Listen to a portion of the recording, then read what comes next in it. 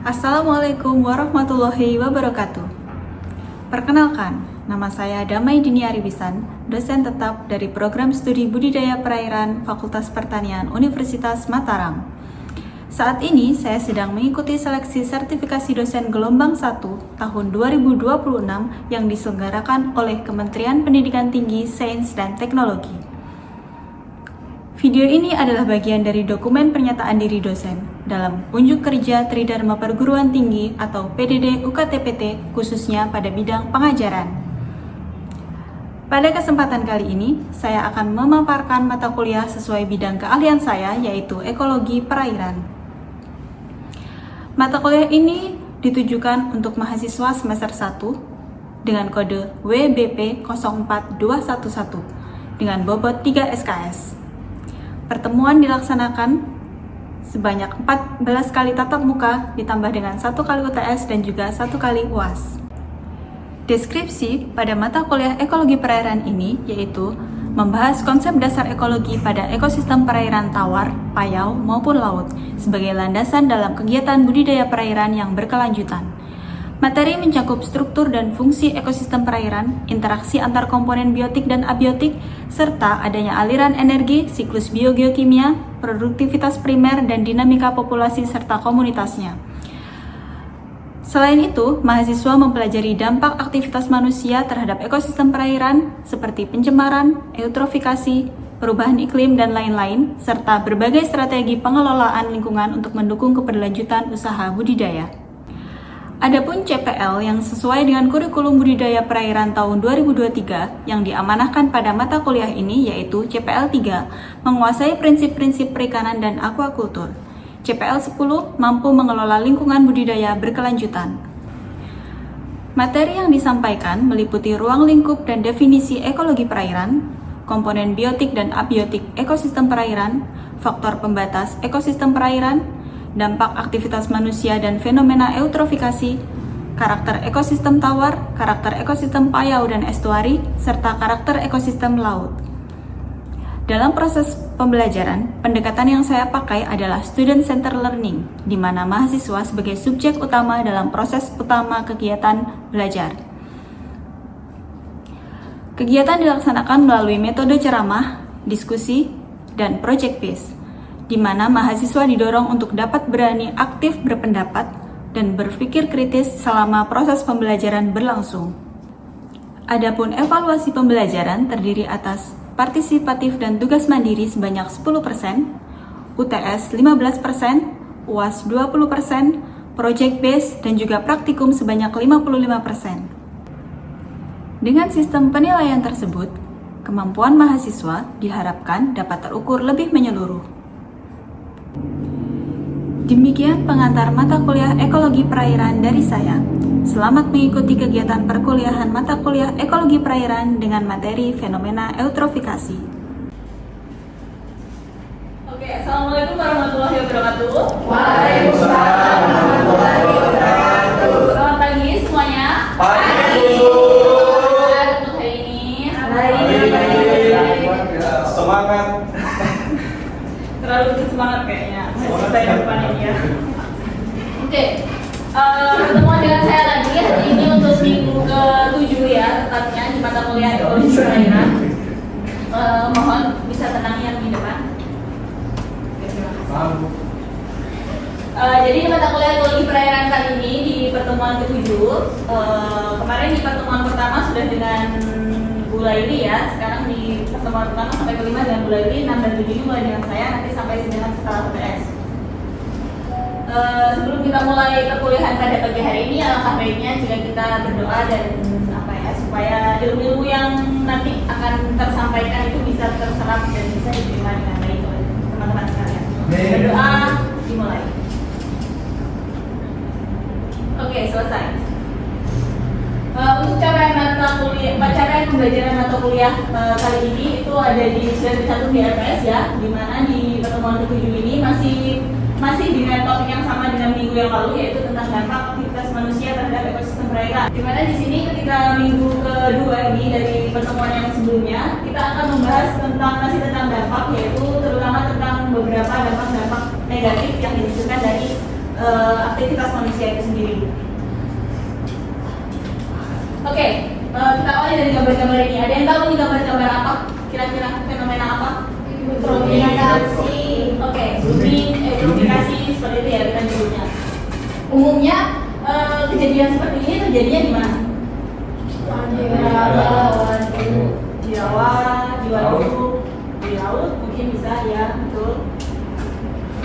Dan perbedaannya apa kalau dua ini kan sama-sama proses eutrofikasi, sama-sama kejadian eutrofikasi. Apa yang membedakan dari dua gambar ini? Oke, jenisnya. Mungkin yang bawah dia bisa jadi dia adalah mikroalga, lalu yang gambar atas adalah makroalga, di mana blooming ini umumnya itu sama-sama biasanya yang memicu itu adalah tingginya nutrien di perairan, dan yang dipicu artinya yang bisa blooming akibat tingginya nutrisi itu adalah alga, entah itu makro entah itu mikro, seperti itu. Oke, apa itu eutrofikasi? Jadi teman-teman bisa mengatakan eutrofikasi. Apa itu eutrofikasi? Pengkayaan nutrien. Oke, bagus. Pengkayaan nutrien. Ada lagi? Terlalu subur. Terlalu subur, ya bisa. Jadi dari asal kata eu dan trop. Eu itu artinya baik dan trop itu nutrisi atau nutrien. Di sini dari kata eutrofikasi sendiri itu bisa secara garis besar ya, untuk secara positifnya, secara positif kata eutrofik itu artinya adalah nutrien yang tinggi. Jadi itu masih istilahnya dampaknya positif. Sedangkan untuk yang ketika katanya menjadi eutrofikasi, di situ mulai cenderung ke dampak yang negatif, yaitu nutrien yang tinggi tadi menjadi berlebih, seperti itu. Jadi merupakan proses pengkayaan perairan, pengkayaan nutrien di perairan, terutama oleh unsur nitrogen dan fosfor yang menyebabkan pertumbuhan tidak terkontrol dari tumbuhan air yang dikenal dengan istilah blooming. Betul, tadi teman-teman di sini sudah menyebutkan kata blooming dan eutrofikasi seperti itu. Nah, umumnya nutrien itu sendiri yang membuat atau memicu terjadinya blooming atau eutrofikasi itu adalah dalam bentuk N dan P. N di sini bisa bentuk nitrat, nitrit, dan amonia, lalu P dalam bentuk ortofosfat.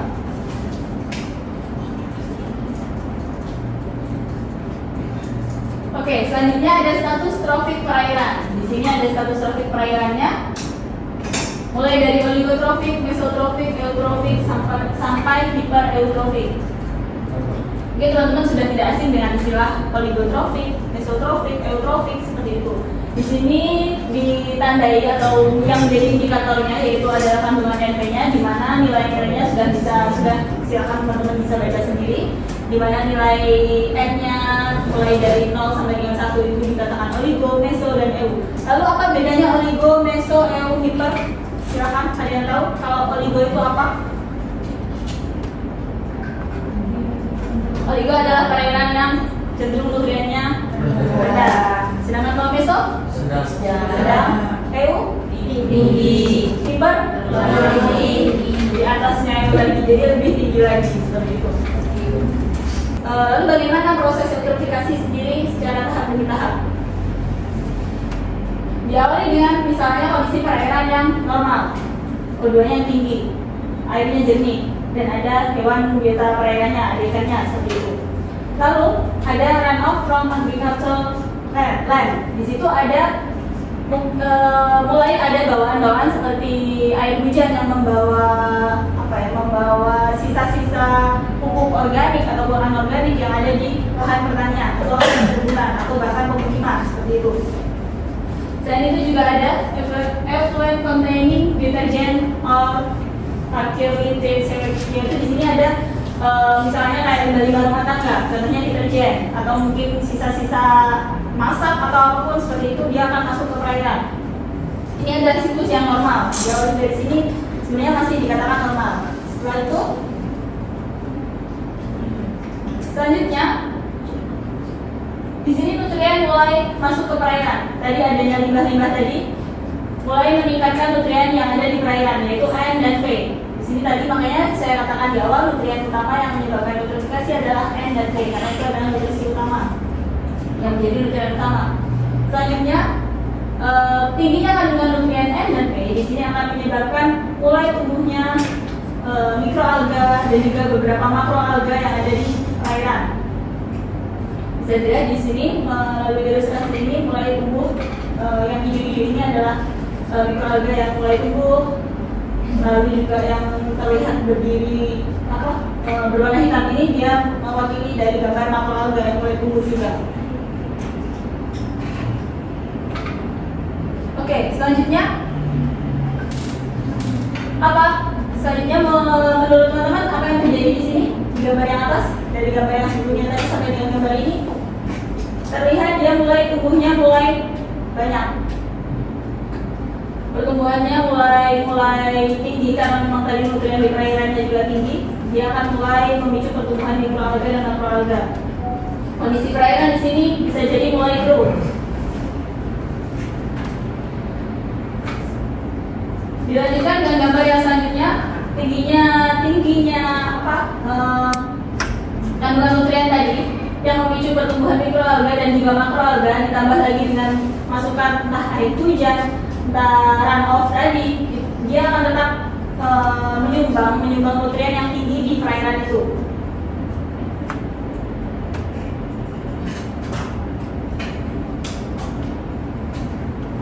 Oke, nah dari gambar selanjutnya ini umumnya ketika perairan itu sudah mulai tinggi dengan jumlah mikroalga dan makroalga, maka perairan itu akan tertutup secara kecerahannya, dia akan berkurang.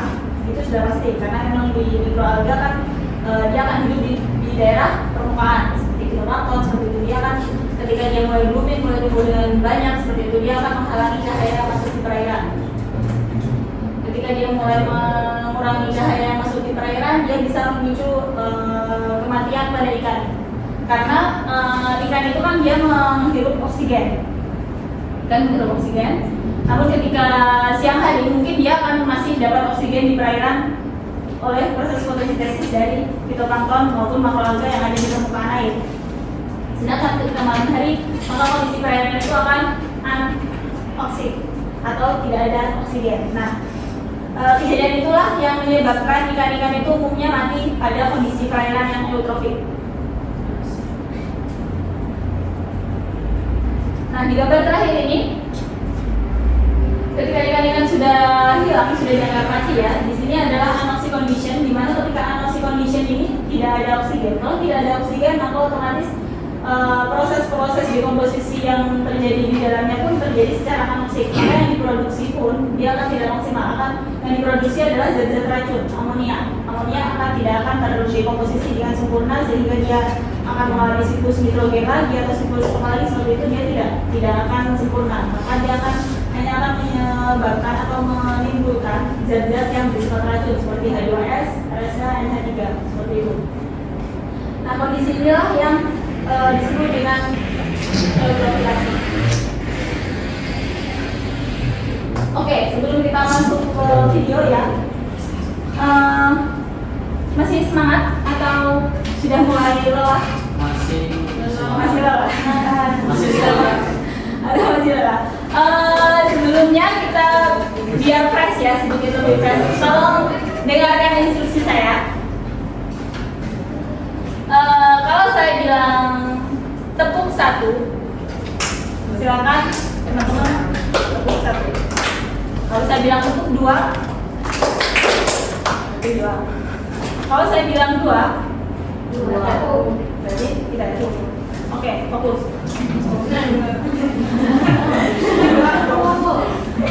Jelas instruksinya? Jelas. Yang harus tepuk semua ya, kalau yang ditepuk nanti akan saya minta untuk membantu saya menjelaskan review video ini. Biar fokus semuanya, oke.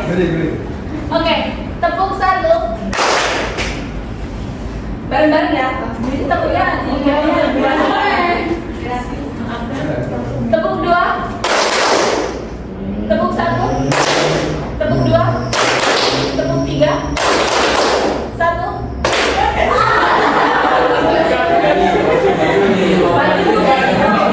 Oke, ada 2 kandidat udah ya dapat. Oke lagi. Tepuk 2. Tepuk 1. 2.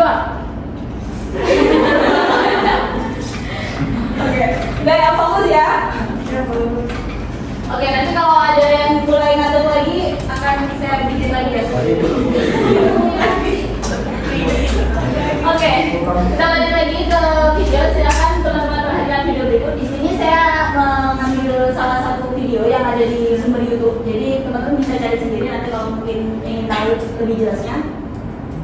Di sini adalah salah satu contoh, salah satu video yang menampilkan bagaimana proses eutrofikasi itu sendiri. Tapi yang saya ambil contoh di sini adalah salah satu zat, yaitu fosfor. Yaitu bagaimana fosfor itu bisa menyebabkan peristiwa eutrofikasi di perairan.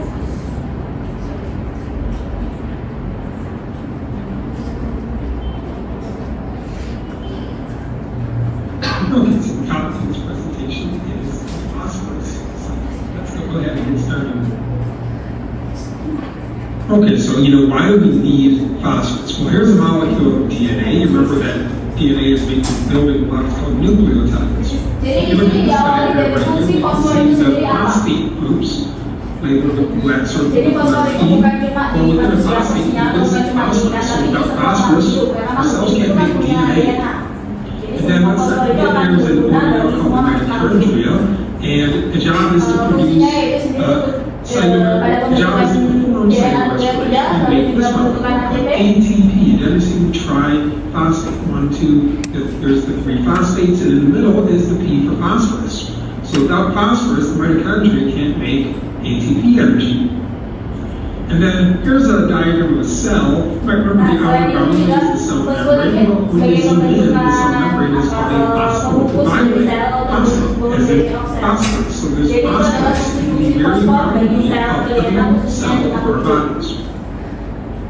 And so we need phosphorus, but there's a Makanya fosfor problem. itu There's no tidak ada di phosphorus. atmosfer. And Jadi yet, fosfor itu there's bukan a termasuk diagram right here. You see jenis gas yang ada di atmosfer 78% seperti nitrogen, hidrogen. about Kalau 21% nitrat itu kan dia dari oxygen, hidrogen, about hidrogen ada di less than udara. Itu kalau 1% fosfor dia argon. tidak berasal And dari then if udara. we zoom into Dia the ada small di wedge udara. that's left, Dia you can berasal see dari trace batuan, dari amounts. tanah. That very small amount of carbon dioxide, that little amount of neon, that little amount of helium, that little amount of methane, that little amount of hydrogen gas, that little amount of krypton.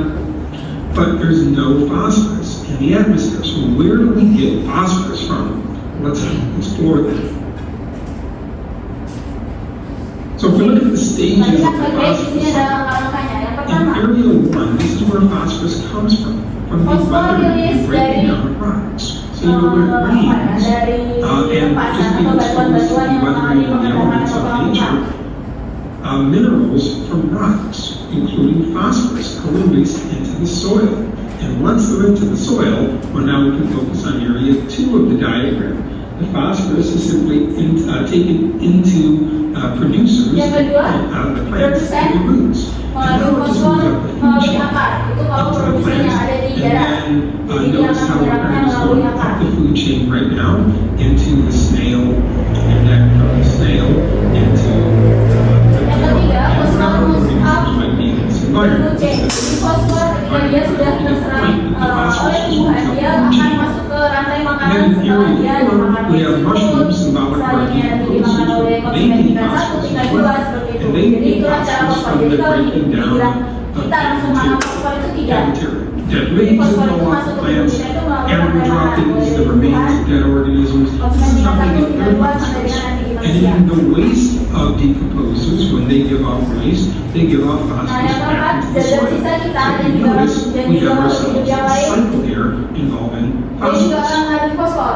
Dan fosfor itu Now, akan let's focus for a moment dikomposisi on the oleh human bahan-bahan organisme contribution di to bakteri the phosphorus cycle. atau Phosphorus cycles are jamur out of seperti itu. balance, and here's the reason why. Nah, Through the sumbangan use fosfor of yang besar fertilizers, dari which are manusia itu using umumnya adalah phosphorus to dari help kegiatan crops grow. pertanian.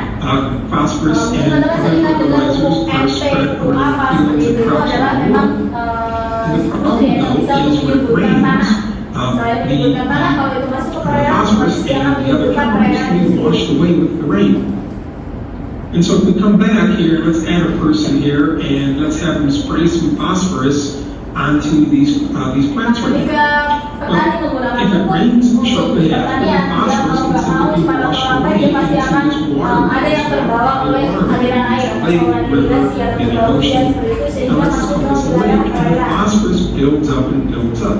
Now phosphorus is a perairan great mulai tinggi dengan fertilizer, that's how fosfor. we add it to crops. But in this case, the phosphorus can cause an overgrowth of algae in this body of water here. Nah, Jika perairan mulai tinggi dan fosfor, seperti mekanisme yang saya jelaskan sebelumnya tadi, jangan menyebabkan pertumbuhan alga. Overabundance of algae. Same thing in this marina picture right here. Beberapa contoh fenomena-fenomena yang terjadi apa? Marina picture.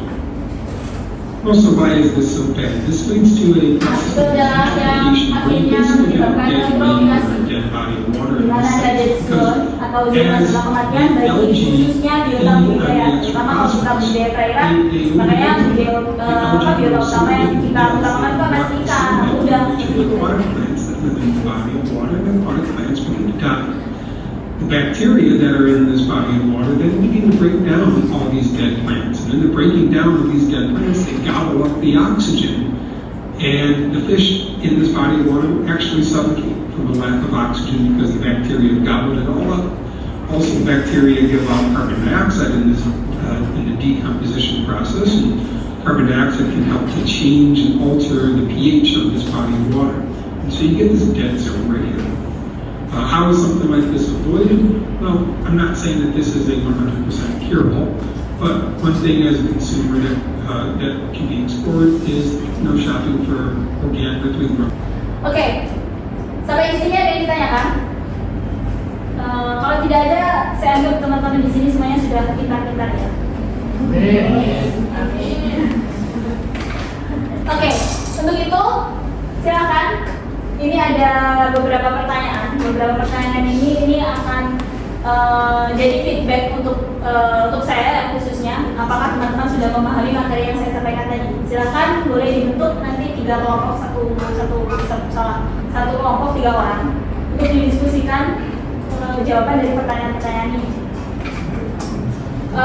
Karena waktu juga sepertinya sudah mau habis ya, jadi di sisa waktu ini nanti akan saya tunggu pengumpulannya sampai dengan jam 2 sore. Jadi silahkan sisa waktu ini dimanfaatkan untuk teman-teman berdiskusi untuk segera menjawab pertanyaan-pertanyaan ini. Silahkan boleh dituliskan di kertas atau nanti tidak perlu di kertas, silahkan nanti diketik aja sambil berdiskusi ya, diketik. Setelah itu dikirim, diupload di daring di pas mata kuliah yang sekarang kita jalan ini di Fakultas 7. Nanti ini materi ini juga akan saya upload di daring, jadi silahkan teman-teman bisa download di daring. Oh iya, untuk absennya sudah saya buka di SIA juga. Silakan teman-teman mulai akses SIA dan absen masing-masing. Akan saya tutup juga sampai jam 2 sore. Ada yang ditanyakan? Untuk karena ini minggu terakhir, minggu 7 sebelum UTS ya, jadi nanti materi UTS-nya silakan dipelajari sampai dengan minggu ini. Jadi ada minggu pertama sampai dengan minggu 7.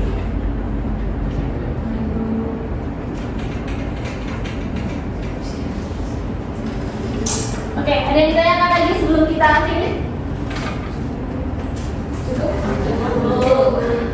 Oke, kalau begitu terima kasih atas kehadiran dan partisipasi teman-teman. Jangan lupa absen dan juga segera dikerjakan tugasnya, karena lebih dari jam 2 saya anggap itu tidak mengumpulkan, atau mungkin nilainya nanti ya bisa teman-teman kira-kira sendiri lah bagaimana kalau telah mengumpulkan tugas, nilainya tidak akan bisa optimal. Sekian dari saya, terima kasih atas kehadirannya. Billahi taufiq wal hidayah. Wassalamualaikum warahmatullahi wabarakatuh.